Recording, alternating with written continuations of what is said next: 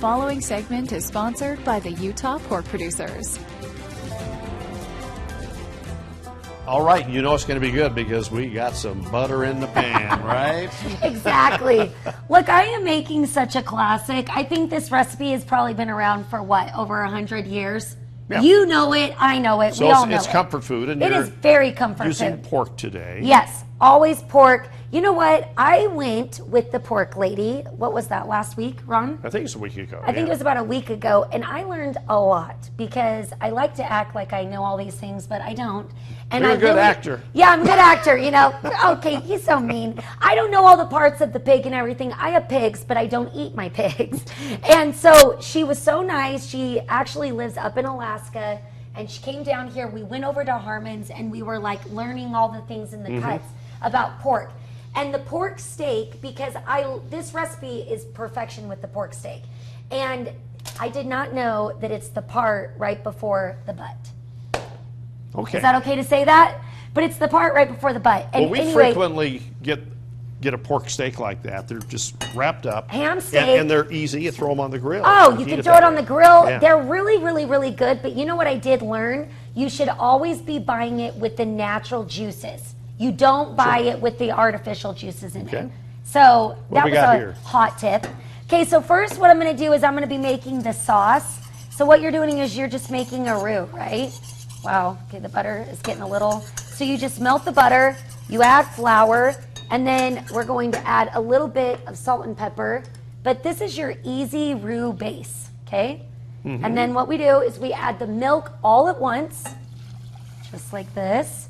And all you do is continue to stir until it gets thickened, okay? And the roux is very important. Very important. Yeah. So then when you come back over here, because I'll finish this part up, I'm going to show you how, while your sauce is going, if you don't have a mandolin, because those can be really scary and you can cut yourself. Yeah, I cut my finger before. I know, and they hurt. Yeah. You can just go as thin as you can with the knife and then put it into water while the sauce is going, so your potatoes don't go brown.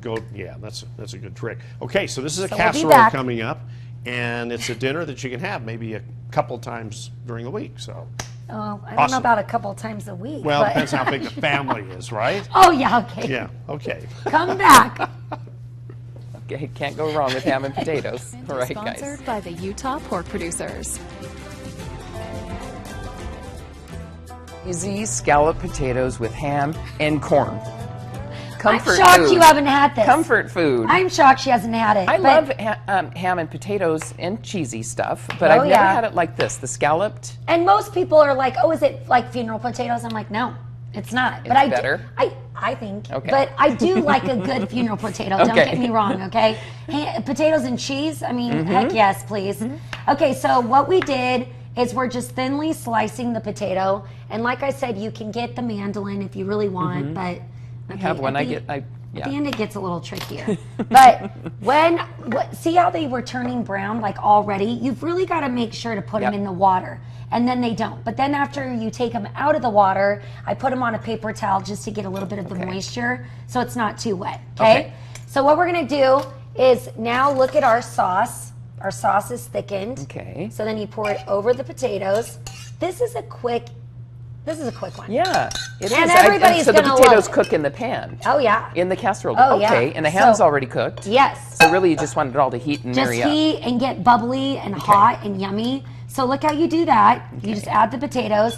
Then we're going to add the ham steak. Okay. You can add as much as you want. And I love how you said get the kind in its own juice. You've I got used one to. once and it was way too salty. No. I used a little bit of the juice. It's like, whoa. No. Yeah. And do you know what's actually amazing? Look, I am like a pretend farmer. I like to act like I'm a farmer. I do have a little farm and the whole thing. But I really did get to go and meet all of the Utah farmers that are raising pigs. Okay. And their passion for all of this, it was really, really, really amazing to listen to. Okay. And it's like they want to Running out of serve you time. the best. It's like they care.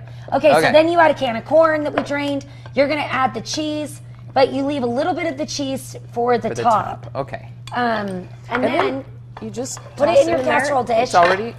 and then it comes out like this. I just took this one hot out of the oven. Okay. So really what you're gosh. trying to do is melt, but you got to get the potatoes done too.